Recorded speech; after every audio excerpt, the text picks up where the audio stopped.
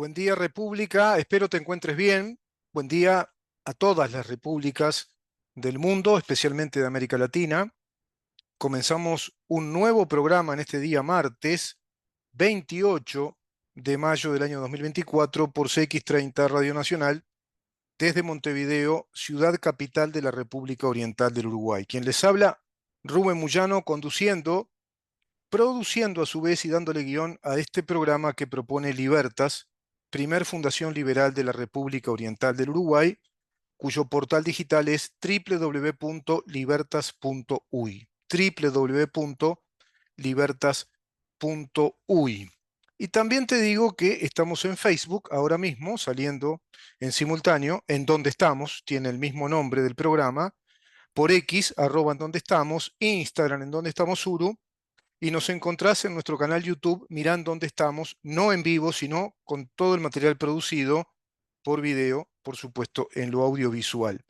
Tenemos una producción periodística en nuestro canal de 4 años y 6 meses ya prácticamente, con un material organizado, ordenado, de acuerdo al trabajo profesional que desarrolla nuestra editora de redes digitales, como lo es Mariana Peralta, y tenés en ese canal, bueno, un sinnúmero de notas vinculadas a nuestro periodismo de análisis, periodismo de investigación, por supuesto que entrevistas donde conjugamos esfuerzos con muchísimos panelistas que nos honran y que califican al programa como un programa de prestigio en materia periodística, en lo que hace a la actividad periodística del análisis, del desarrollo del análisis, de la organicidad de ese periodismo de análisis que implica periodismo de investigación, para darles la información necesaria a todos ustedes en pos de construir entre todos una conciencia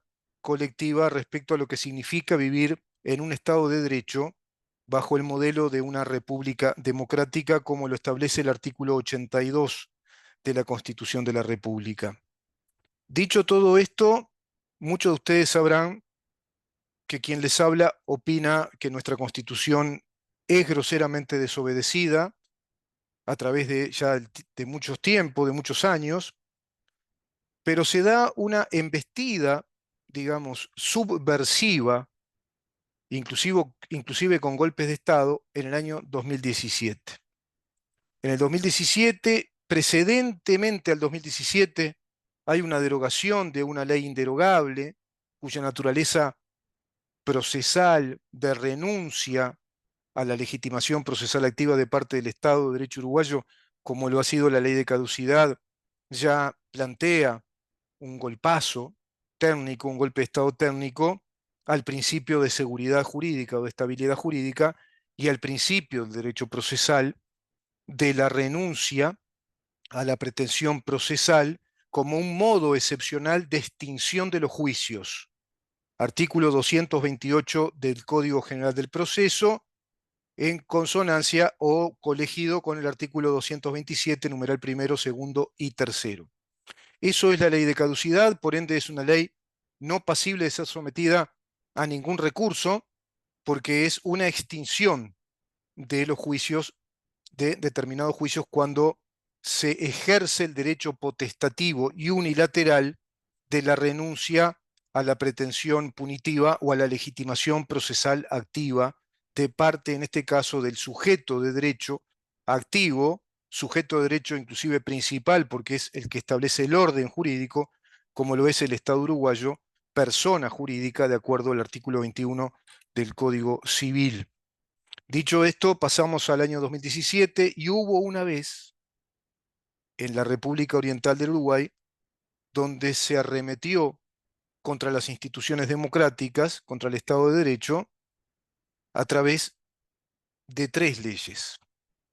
Una ley que promulga a una Fiscalía General de la Nación, otra ley que en consonancia con ella promulga el Código del Procedimiento Penal y otra ley que precedentemente, es decir, antes del 2017, promulga que hubo terrorismo de Estado desde el año 1968 a 1985, ¿sí? Y en el 2017 una ley de género. 3 leyes que son inconstitucionales, con una cuarta ley precedente, que es del año 2009, si no me equivoco, la que establece, la que promulga que en Uruguay hubo terrorismo de Estado, desde el año 1968 a 1985, y va a dar lugar a otra ley, me quedé corto, son cuatro, otra ley inconstitucional, ilegal, que es la ley que promulga la creación de la Fiscalía de Lesa Humanidad. ¿Quién nos dice a nosotros, a los habitantes de un país, en este caso de un estado nacional como el nuestro, que según el artículo 82 es una república democrática, según el artículo 72 también, dice en el capítulo 3 de la Constitución, la enumeración de derechos, deberes y garantías hecha por la Constitución no excluye los otros que son inherentes a la personalidad humana o se derivan de la forma republicana de gobierno, y el artículo 82 formula texto expreso, sección 4 de la forma de gobierno y sus diferentes poderes. De la forma de gobierno y sus diferentes poderes está acá formulando la relación que hay entre el derecho constitucional y el modelo político que tenemos en Uruguay. Modelo político que está consubstanciado con la formulación de la Constitución de la República como la ley suprema, como la ley madre o la Carta Magna que ordena, que establece, que prescribe e inspira todo el orden jurídico de nuestro Estado de Derecho. Dice lo siguiente, artículo 82. La nación adopta para su gobierno la forma democrática republicana. Su soberanía será ejercida directamente por el cuerpo electoral en los casos de elección, iniciativa y referéndum, e indirectamente por los poderes representativos que establece esta Constitución, es decir, el poder legislativo, todo conforme a las reglas expresadas en la misma. Y la Constitución establece claramente las reglas en las cuales nos podemos expresar desde la representatividad, es decir, desde los representantes que elegimos para que se construya ese poder legislativo que va a legislar nuestro orden jurídico, y a su vez también establece la Constitución cuáles son las causales o las hipótesis a través de las cuales y solo a través de las cuales se permite el ejercicio de la acción directa o de la democracia directa, como lo son el referéndum y el plebiscito. De acuerdo a lo que dice esta Constitución, nuestro poder legislativo debe ajustarse a las facultades y a los límites que la Constitución establece para este mismo poder. Por lo tanto, en una democracia representativa como la nuestra y republicana, los poderes del Estado están limitados por la Constitución, son a su vez predeterminados por la Constitución en sus funciones, los constriñe a modo de la ley suprema en cuanto a las funciones que deben cumplir, que es, digamos, fuero de especialidad en ese poder, y establece a su vez el control que los poderes deben desarrollar entre sí, un poder controlando a otro poder y otro poder a otro poder, el famoso sistema republicano de la limitación de los poderes a través del check and balance, como dirían los sajones, es decir, del balance del contralor de los poderes.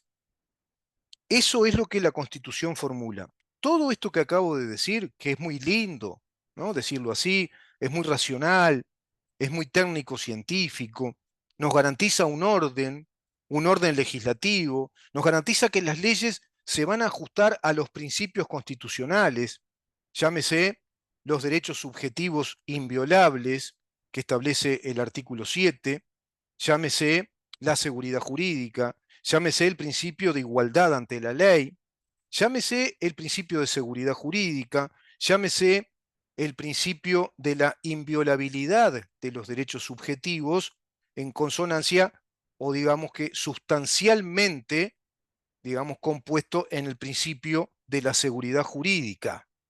Muy lindo, ¿verdad? Todo esto. ¿Qué garantía nos daría un Estado así?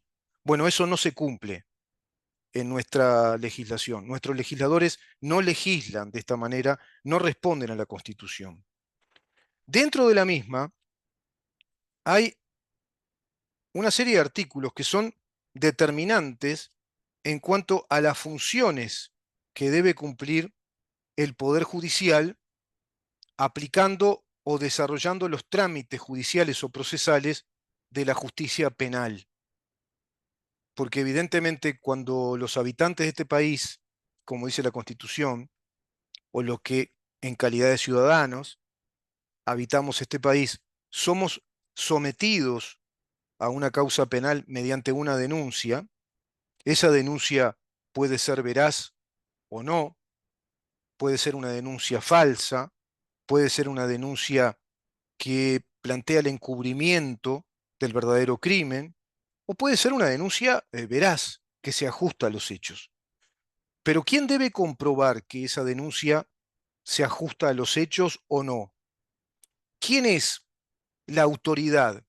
¿Quién es el magistrado público que debe, digamos, determinar si esa denuncia se ajusta a los hechos, es verdadera y se ajusta incluso a los principios jurídicos, es decir, a los fundamentos de derecho que debe así formular el abogado patrocinante o defensor, tanto de la parte denunciante como de la parte denunciada?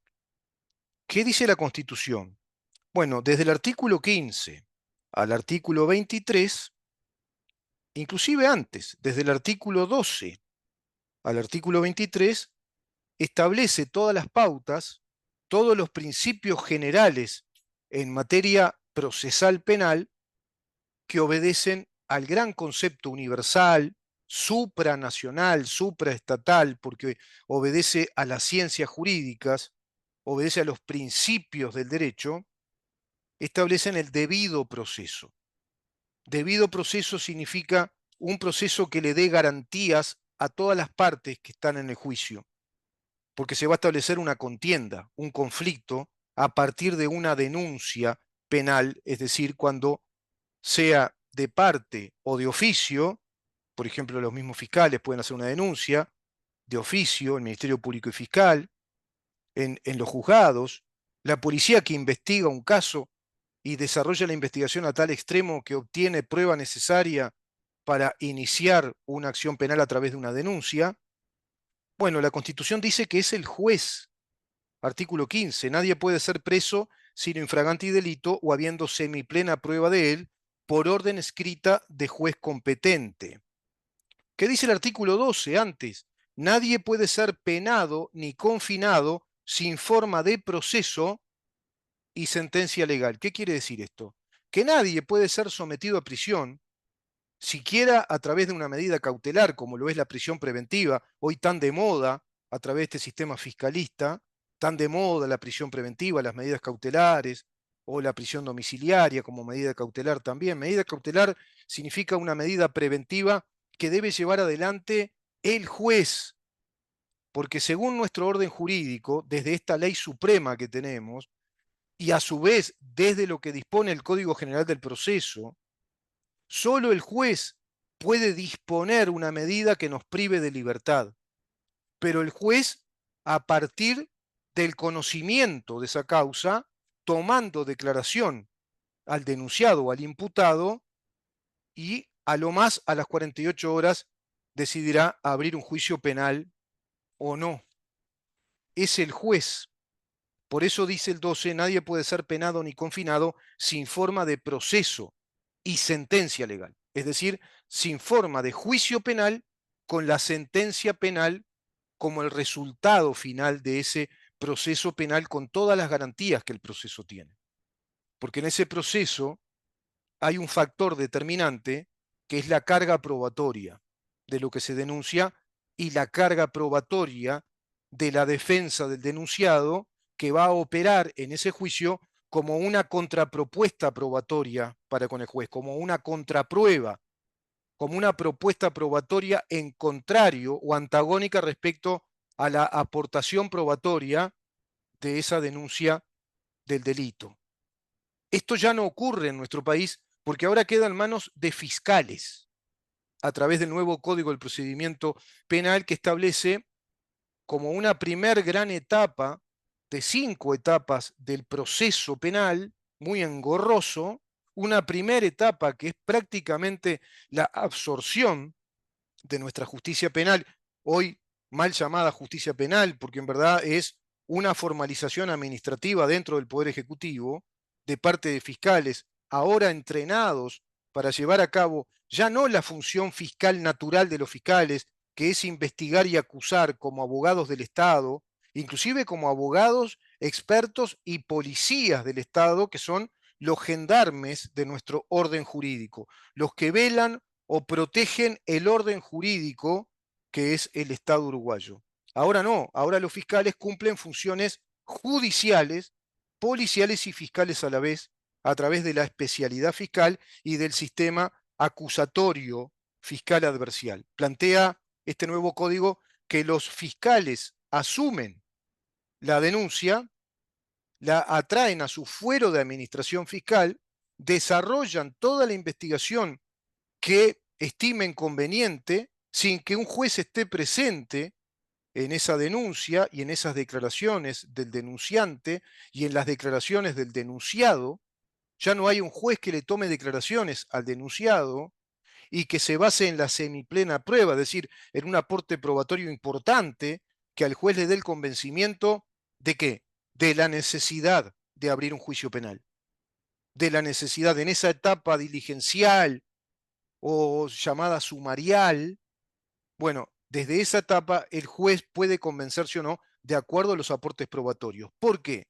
Porque el juez es en rigor responsable, máximo responsable, de la buena o mala praxis de ese juicio penal de acuerdo al valor probatorio de las pruebas aportadas o de los elementos probatorios aportados que la Constitución dice semiplena prueba. Porque la prueba será prueba según la lógica del sistema judicial penal que formula nuestra Constitución y que así funcionó durante la vida del país hasta el 2017, así funcionó siempre el proceso judicial penal de nuestro país hasta el 2017, donde irrumpe este golpe de Estado técnico mediante una legislación que abiertamente, descaradamente, desobedece todos estos preceptos constitucionales. No consulta a la Constitución, no le importa lo que la Constitución dice desde los artículos 12 al 23 y establece un mecanismo fiscal acusatorio, donde el fiscal, bajo la más estricta reserva de su especialidad fiscal, investiga lo que estime conveniente, instruye a la policía, protege la identidad policial de esas investigaciones que el fiscal instruye y a su vez le toma declaraciones al denunciado, quien puede seguir como, digamos, denunciado en calidad de testigo, digamos, o puede pasar a tener la calidad de indagado, que ya es una etapa más avanzada, pero eso todo obedecía a un proceso judicial penal. Ahora eso está dentro de la órbita fiscal en el Poder Ejecutivo, te repito, con funcionarios del Poder Ejecutivo que están integrados a un servicio descentralizado llamado Fiscalía General de la Nación, que se conjuga o en consonancia con el procedimiento actual, con el Código del Procedimiento Penal, desarrollan un sistema fiscalista acusatorio que plantea una adversidad desde el Estado para con nosotros. Es el Estado el adversario que te está acusando o busca acusarte para que demuestres lo contrario. Se invierte la carga de la prueba. La Constitución establece que se nos debe considerar a todos inocentes en un juicio penal hasta que se demuestre lo contrario. Acá se invierte la carga de la prueba, se nos acusa y tenemos luego en un juicio posterior, si optamos por ese juicio posterior oral, ahí sí con un juez, si optamos por ir a ese juicio y desconocemos la acusación, ya vamos en calidad de acusados fiscalmente respecto a ese juicio, pero que pudimos haber soportado, por ejemplo, prisiones como medidas cautelares, prisión preventiva o prisión domiciliaria o una combinación de ambas, como pasó en el caso del Cordón, cuando sobrevino la actuación del fiscal Raúl Iglesias, que viendo el disparate que él estaba viendo con buena voluntad, bueno, minimizó, digamos, esa punibilidad que determinó la fiscal de aquel entonces con la jueza de homologación y les quitó la prisión preventiva para darles una prisión domiciliaria, sosteniendo la medida cautelar, pero ya que por lo menos tienen su hogar, en su casa, estos muchachos que estuvieron más de un año y medio soportando una prisión que puede ser a tempore, es indeterminado porque en este procedimiento fiscal no hay etapas precisas que le den garantía a las partes. El denunciado no tiene derecho a recibir noticia del denunciante.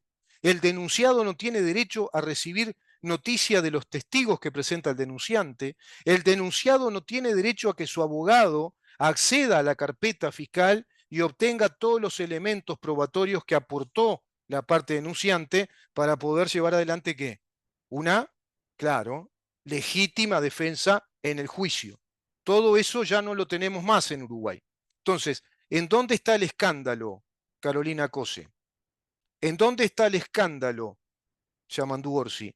¿En dónde está el problemita que plantea la reforma del presidente ya tardía con un botón del saco queriendo borrar todo el pizarrón, ya muy cerquita de la campana que toca el recreo final de ese curso para que esos niños terminen ya la etapa escolar?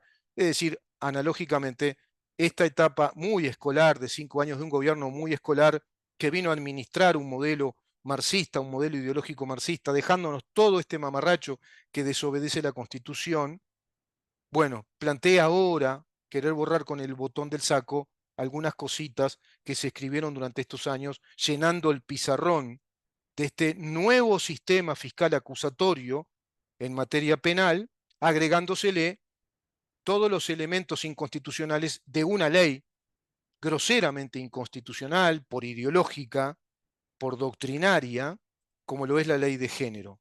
¿En dónde está, Mónica Botero, el inconveniente que pueda llevar a que las mujeres se inhiban de acusar? Porque si vos tenés la verdad, si sabés que el hecho efectivamente ocurrió, si hubo un hecho delictivo, si se cometió un delito de parte de un hombre, parece que siempre es el hombre, ¿qué problema hay con llevar todos los datos, los elementos probatorios, testigos de que esa mujer fue violada o fue golpeada, fue abusada sexualmente, fue vejada, fue violentada? Si esos datos están, ¿cuál es el problema? ¿En qué se va a inhibir?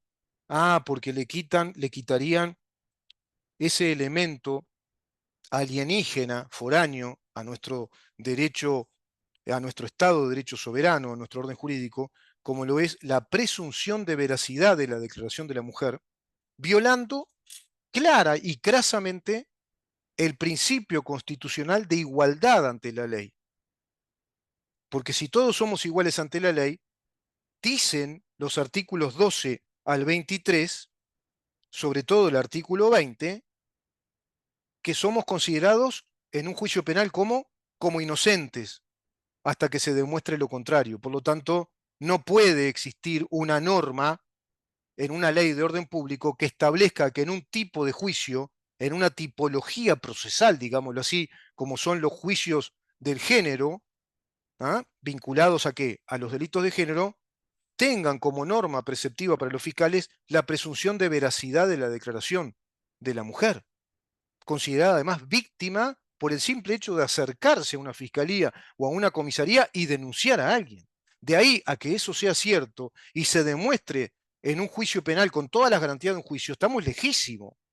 Pero en Uruguay se naturalizó una aberración antijurídica, antiprocesal, antijusticia penal, de que la parte denunciante es la víctima por el simple hecho de denunciar.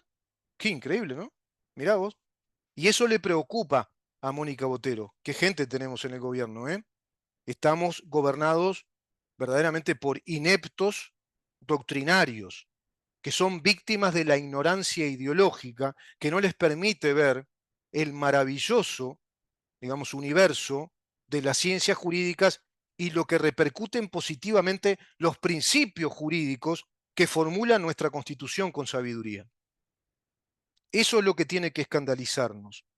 A su vez, en estos, digamos, fiscalicios penales, podemos decirlo así, para no decir trámites de formalización fiscal, hasta llegar a la acusación, y si la parte confiesa el delito que la fiscal o el fiscal acusa, se cierra todo ello en lo que ese nuevo Código de Procedimiento Penal llama juicio abreviado. Qué largo todo, ¿verdad? Para no decirnos nada, simplemente para decirnos que la parte denunciada, si es un experimentado delincuente, puede negociar, confesar el delito que cometió, confesar el hecho propio, y va a negociar la punibilidad, va a negociar la carga punitiva, la pena. Y sin embargo, ¿qué dice el artículo 20? Quedan abolidos los juramentos de los acusados en sus declaraciones o confesiones sobre hecho propio, y prohibido el que sean tratados en ellas como reos. Claro, deben ser tratados como inocentes. Y está abolida la confesión de hecho propio en un juicio penal. Acá no estamos ni en un juicio penal, y no se reconoce que la confesión de hecho propio está abolida. Quiere decir que para nuestro orden jurídico, de acuerdo a nuestra ley soberana, ley suprema, carta madre, carta magna, constitución, es un hecho sin valor alguno la confesión de hecho propio, porque está abolido. No existe como instituto penal ni como instituto procesal penal. Sin embargo, todas estas leyes de orden público establecen todo lo contrario, formulando un Estado que funciona antagónicamente a lo que la Constitución dice. ¿Será un golpe de Estado técnico? ¿Qué les parece a ustedes? Pueden contestar en las redes. ¿Te parece que en Uruguay hay un golpe de Estado técnico respecto al nuevo Código del Procedimiento Penal, a la Fiscalía General de la Nación y a la ley de género? ¿O no hay un golpe de Estado técnico? ¿Qué opinan ustedes? Lean los artículos 12 al 23. Consulten con expertos en este tema. Consulten con algún abogado, con algún escribano, con cualquier persona que esté preparada en el derecho, formada, con algún procurador, con un estudiante avanzado de derecho. Ya alcanza con eso. Consulten y vean si esos artículos están siendo reconocidos por este nuevo sistema del procedimiento penal, esta Fiscalía General de la Nación y la ley de género. Todo ello promulgado, legislado en el año 2017. Claro, el número, la desgracia, ¿no? Para los quiñeleros, una desgracia ese año 2017, donde se instaló toda esta desgracia que es productora de todo este conventillo, claro. Se genera todo un conventillo que no nos resuelve los grandes temas, que no nos propone resolver temas importantes como recomponer el Estado de Derecho, tener un sistema judicial como corresponde, de alto nivel, de alta calidad técnica, con jueces responsables, con el debido proceso, con el recurso del habeas corpus, con devolverle la vigencia a una ley que es inderogable como la ley de caducidad. Pero tenemos doctrina y doctrina hoy por hoy que está alineada al neoconstitucionalismo marxista, y que con argumentos sociológicos, politológicos y economicistas pretenden que se conviertan esos mismos argumentos en las fuentes generadoras de legalidad o de juridicidad en las leyes de orden público que van legislando las huestes marxistas. Vamos a ir a una pausa, y como apéndice de esto te voy a leer un artículo de la Constitución para que vean ustedes en dónde están las fuentes dentro del derecho, las fuentes de legalidad de las normas. Porque la norma puede ser cualquier cosa, puede ser de cualquier lado, puede venir, la puede inspirar cualquier idea, o hay un mecanismo, por un lado formal, y por otro lado hay principios científicos, jurídicos, que te dicen cuándo una norma tiene imperio legal, tiene valor jurídico. Ese valor jurídico, esa validez de la ley y de la normativa de esa ley, ¿a qué obedece? ¿A qué fuentes? ¿Tiene fuentes específicas según el derecho? ¿O puede tener cualquier fuente, cualquier inspiración, cualquier idea se puede convertir en ley? ¿Es así de fácil la cosa? Entonces el derecho en verdad sería una especie de, no de ciencia, sería una especie de cultura de las opiniones o las conjeturas, y según las opiniones que prevalecen o que predominan, como una suerte de cultura de intelectuales que opinan, bueno, todo ello lo convierten en ley, porque se convierten entonces, digamos que y los monarcas de esa hegemonía cultural, ¿no? En los, digamos, plenipotenciarios, monarcas de esa hegemonía cultural, y son ellos mismos, con sus doctrinas, las fuentes de validez de nuestras normas. ¿Es así en el derecho? No. Quédense bien tranquilos que no es así. Pero en nuestro país sí es así. ¿Viste? Lo político por encima de lo jurídico. Es así. Se cumplió. Eso lo cumplieron, ¿no? Lo político por encima de lo jurídico. Eso tiene que saber. Claro, y en ese tono borrachín, ¿viste? Así. Bueno, y así estamos todos borrachos, todos ebrios, con un estado esquizofrénico, con leyes que no obedecen a la Constitución, porque ahora no conviene. Hay que desacralizar la Constitución. Tenemos que abrirnos la cabecita y ver que hay situaciones nuevas, la vida cambia. Entonces tenemos leyes que se tienen que ajustar a las nuevas realidades. Bueno, eso dicen todos los borrachos, ¿tá? Los doctrinos marxistas que enseñan marxismo jurídico, una doctrina en nuestra Facultad de Derecho. Y después nos piden guita. Quieren guita y más guita, y a su vez le reniegan y le hacen la guerra a un proyecto de descentralización de una universidad digital y virtual que enseñe las cosas como corresponden, a ver si podemos sacar toda esta porquería ideológica de nuestro país. Quédate ahí.